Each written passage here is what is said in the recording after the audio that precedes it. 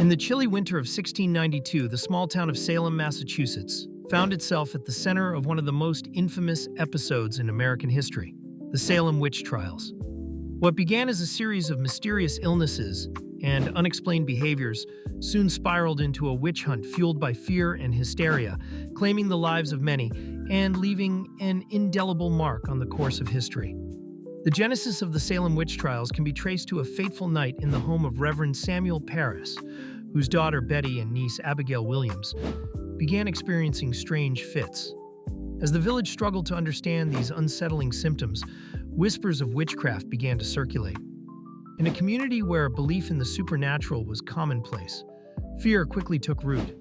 Under pressure and likely influenced by adults, the afflicted girls accused three women of practicing witchcraft: Sarah Good, Sarah Osborne, and Tituba, an enslaved woman from the Parris household. Tituba's confession was perhaps the spark that ignited the fire. She claimed that the devil had come to her and that she had been coerced into serving him.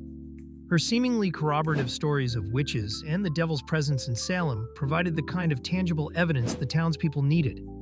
With this confession, the floodgates opened. Panic gripped the community as accusations flew, dividing neighbors and even families. Those accused faced harsh interrogations, often under duress, where any sign of resistance or denial was seen as further proof of guilt. The trials themselves were marked by a glaring absence of justice. Evidence such as spectral sightings, visions of spirits purportedly sent by witches to do harm, was admissible in court. This so-called evidence, divorced from reality, fed the frenzy. Judges and juries, consumed by fear and superstition, were swift in their judgments. Over the course of the trials, more than 200 people were accused, and 20 were executed. 19 of these victims were hanged, while one was pressed to death under heavy stones. Many of the accused were women, underscoring the deep-seated misogyny intertwined with these events.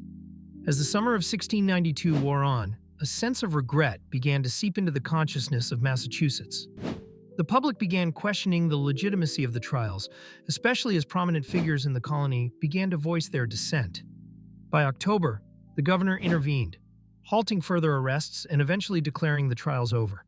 Yet, the damage was done. The trials left a legacy of injustice and a lesson on the perils of unchecked fear. In retrospect, the Salem Witch Trials stand as a pivotal cautionary tale. They underscore the dangers of a society driven by fear and the destructive power of scapegoating. While the events in Salem unfolded over 3 centuries ago, their resonance is felt even today as a reminder to seek reason amidst panic and to uphold justice, even in the face of fear. As we reflect on these tragic events, we are prompted to remember those who suffered and to recognize the enduring importance of critical thinking and compassion.